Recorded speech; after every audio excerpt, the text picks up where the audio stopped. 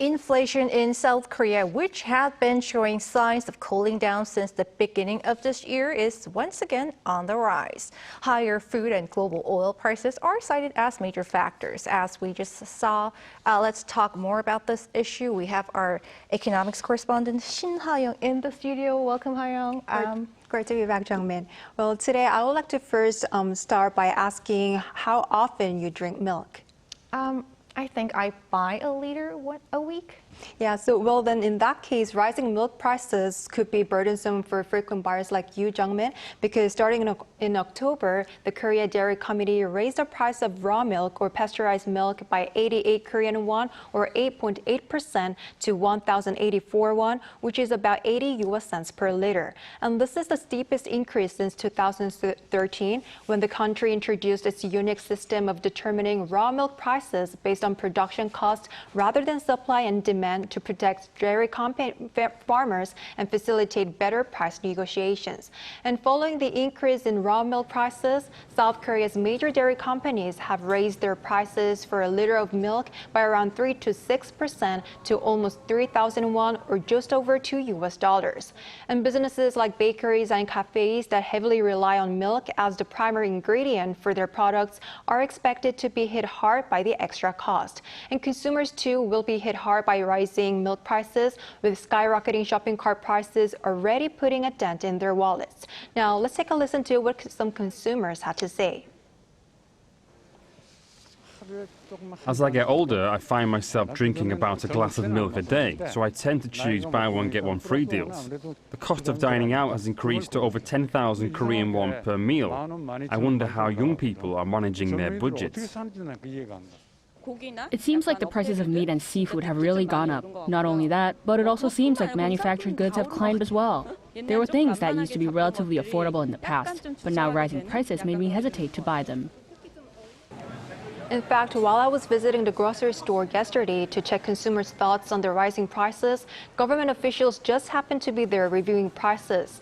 And during the visit, a request was made to retailers to increase discounts and bundle sales for milk to minimize their burden on consumers.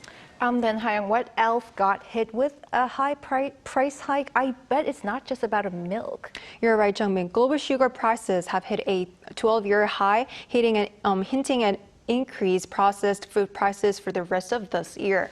And according to the London International Financial Futures and Options Exchange, about a week ago, the price surpassed $720 per ton. And sugar prices have been falling since surpassing $800 in 2011 and remained at around $500 a ton until last year.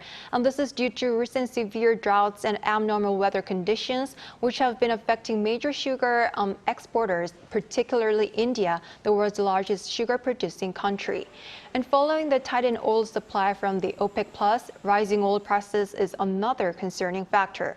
According to the Korean National Oil Corporation, as of Monday, the average price of gasoline at gas stations nationwide has increased for 12 consecutive weeks. And transportation fares are another area that will see a price increase. Starting this Saturday, subway fares in the capital region will be hiked for the first time in 8 years.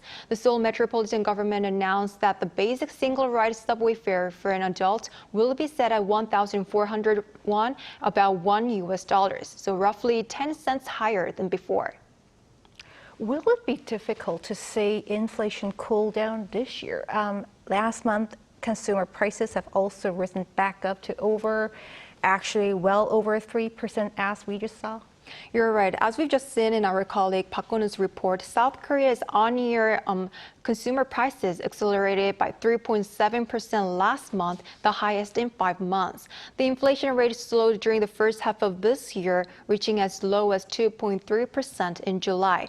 But in the following 2 months, the increase expanded consecutively due to higher oil costs and rising prices for some farm goods. And one expert I spoke to also pointed out the base effect as a factor. This is because the inflation rate had been gradually cooling down due to the base effect, as inflation rates last year were high. But now the base effect seems to be diminishing. The real inflation rate is becoming apparent. And he also emphasized easing inflation expectations as a measure for the government to control inflation. Take a listen. If everyone starts expecting prices to keep going up, it tends to trigger a continuous rise. So easing inflation expectations is crucial. That means the government needs to demonstrate its commitment to price stability, securing trust from the public regarding the matter.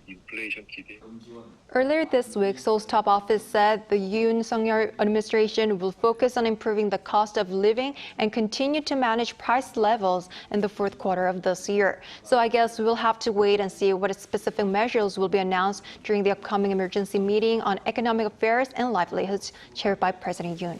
All right, thanks for that, Ha-young. Appreciate it. My pleasure.